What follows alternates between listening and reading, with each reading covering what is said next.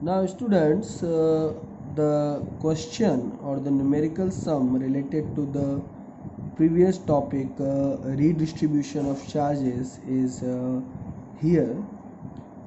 Two identical spheres A and B carry same charge Q.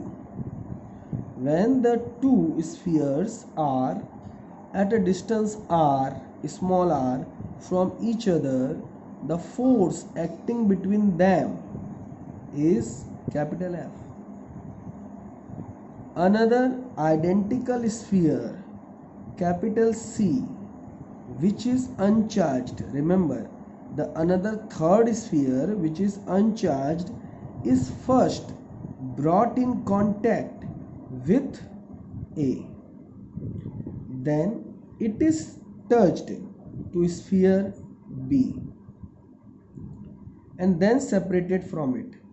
So first of all, C is brought in contact with A and then separated. After that C is touched with B and then separated. So it is brought in contact with both sphere and then it is separated. First it is brought in contact with A, then separated. After that it is brought in contact with B and then separated. Now the force acting between capital A and B at the same distance, small r, is what? Now according to the question, our first point, two spheres A and B of same charges are kept at a distance r, so the electric force acting between them is F, and according to Coulomb's law, F is equals to K Q1 Q2 by R square. So charges are same, so KQ square by R square. Now another identical uncharged sphere is C, which is brought in contact with A. So here capital A and capital C, C having no charge and A having which amount of charge? Q. System is formed. So total charge is Q plus 0 equal to Q, but as they are separated, so according to the theory, both spheres having same amount of charges, Q by 2, Q by 2.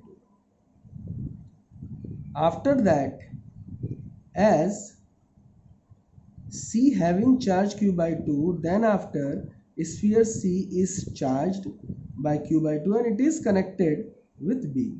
So this time C having some charge and this time it is charged and it is connected with B. So that what happened?